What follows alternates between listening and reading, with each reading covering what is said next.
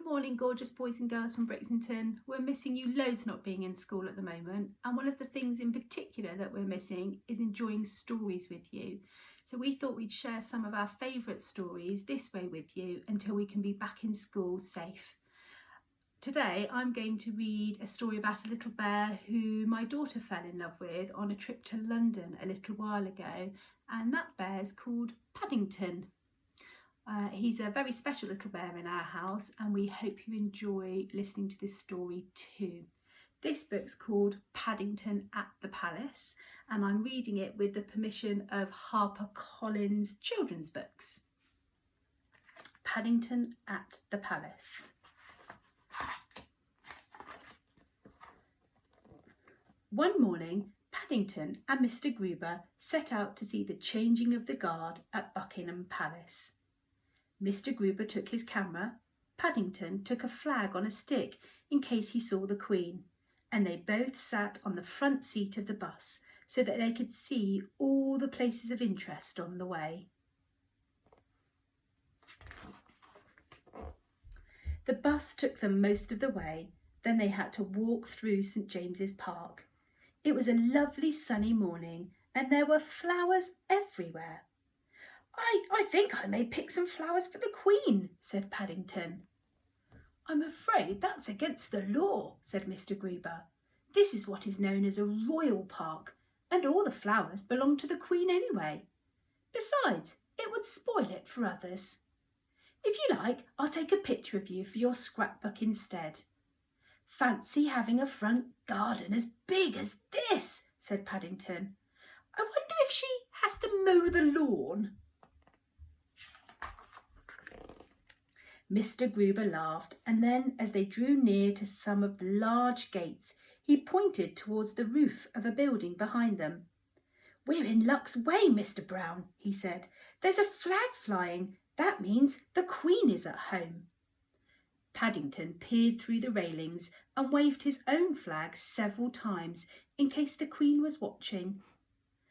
I think I saw someone at one of the windows, Mr. Gruber, he called excitedly. Do you think it was the Queen? Who knows, said Mr. Gruber. Soon afterwards they heard the sound of a band playing. The music got louder and louder, and there was a lot of shouting and the clump, clump of marching feet. But by then there were so many people, Paddington couldn't see a thing. Mr. Gruber wondered whether he ought to suggest holding Paddington up to sea, but in the end he bought him a periscope instead. If you look through the bottom end, he explained, you can see over the top of people's heads.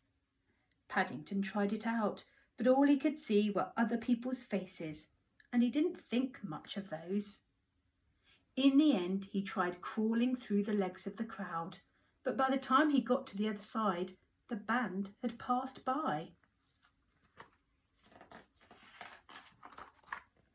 Look, said a small boy, pointing at Paddington.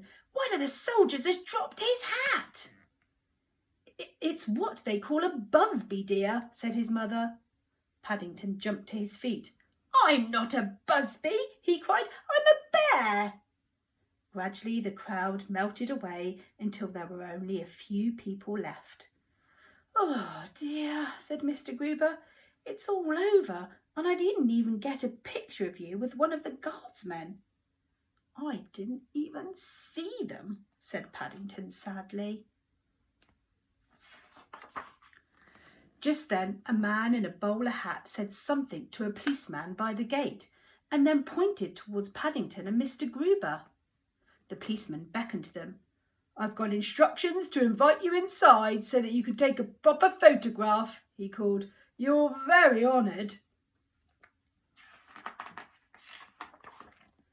Paddington felt most important as he and Mr. Gruber followed the policeman across the palace parade ground, and the guard came to attention. I think, he said, as he stood to attention while Mr. Gruber took a photograph, this guard is so good he doesn't need changing. As they left the palace, Paddington stopped by the gates to wave his flag. "Do you think it was the Queen looking out of the window when we first came?" he asked. "It was either the Queen," said Mr. Gruber, "or it was someone who likes bears very much." And he took one last picture for Paddington's scrapbook. "You must mark the window with a cross when you paste it in, just in case." Me at the Palace. I hope you enjoyed listening to that story and keep on enjoying lots of stories at home too. Reading with Mummy and Daddy or your big brothers and sisters, or reading online with Nanny and Grandad is really, really good practice. Keep on enjoying those stories, and we look forward to seeing you back at school soon. Take care.